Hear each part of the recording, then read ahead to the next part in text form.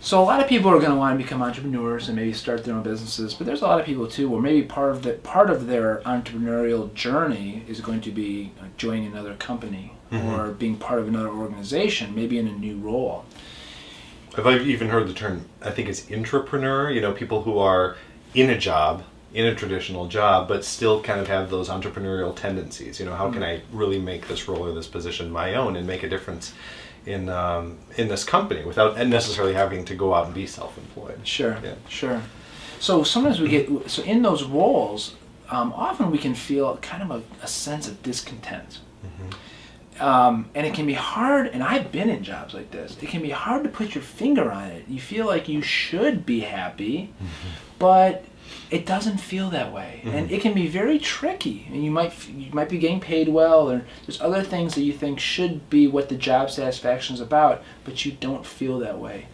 So can you speak to a little bit about why that might be the case? What makes a job feel meaningful? What makes us satisfied in a job?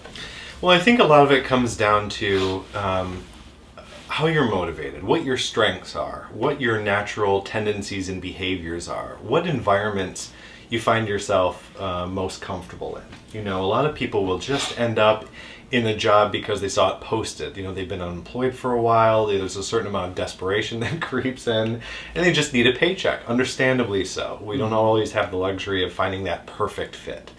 But a lot of times that ends up in a position where you're not doing something that really speaks to you in a meaningful way and is a proper fit, we'll say.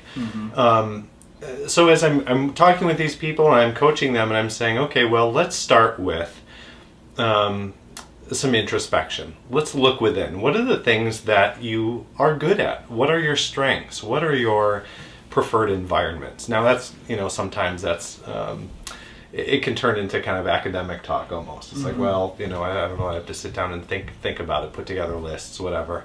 There are assessments available. There are different ways of putting together a list. There are just talking it out with people and verbalizing what you feel you're good at and what your strengths are can go a long way. But what I encourage people to do is get a sense of that, get a better sense of what are those strengths that you feel that you bring to the table, those tendencies, those environments where you feel you really do thrive. Because a lot of times when people are unhappy in their jobs, it could be because they don't have the best boss, it could be because they don't get along well with their coworkers.